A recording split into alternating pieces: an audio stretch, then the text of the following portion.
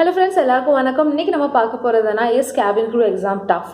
So நிறைய பேர் question கேட்பாங்க, லைக் கேபின் க்ரூ எக்ஸாம் டஃப்பாக இருக்குமா இல்லைனா ட்ரைனிங் ஈஸியாக இருக்குமா? ஸோ நீங்கள் பார்த்தீங்கன்னா கேபின் க்ரூவோட மெயின் ஜாப்னா சேஃப்டி தான். ஸோ அதுக்கு உண்டான அவங்க ட்ரைனிங் கண்டிப்பாக கொடுப்பாங்க.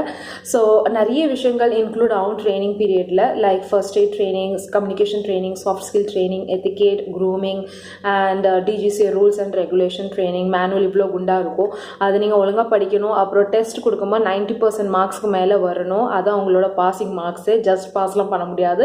And also before every flight ஒரு ப்ரீ ஃப்ளைட் ப்ரீஃபிங் நடக்கும். அதில் குறிப்பிட்ட கொஸ்டின்ஸ் அவங்க கேட்பாங்க, அதுக்கு நீங்கள் ஆன்சர் பண்ணணும். அப்படி நீங்கள் ஆன்சர் பண்ண ஃபெயில் ஆகிட்டீங்க, இல்லைன்னா உங்கள் சீனியர் கேபின் க்ரூவோ கேப்டனோ ஃபீல் பண்ணுறாங்க உங்களுக்கு ஒன்றுமே தெரியல இந்த சிலபஸ்லன்னா, அவங்களுக்கு ஃபுல் ரைட்ஸ் இருக்குது to ditch you from that flight and take the standby crew for that particular operating sectors. அதனாலக்கு நீங்கள் எப்போவுமே ரிவைஸ் பண்ணிக்கிட்டே இருக்கணும். நீங்கள் என்னெல்லாம் படிச்சிங்களோ அது ஒன் டைம் எக்ஸாமே கிடையாது. Yearly once again you have to go through the training and நீங்கள் வந்து ரிவைஸ் பண்ணி திரும்ப எக்ஸாம் கொடுத்துக்கிட்டே இருக்கிற மாதிரி இருக்கும். ஒரு 6 monthsக்கு ஒருக்கா திரும்ப நீங்கள் வந்து லைசன்ஸ் ரிவ்யூ பண்ணுவீங்க. அதுக்கு உண்டான டெஸ்ட்டும் நீங்கள் கொடுத்துக்கிட்டே இருக்கணும்.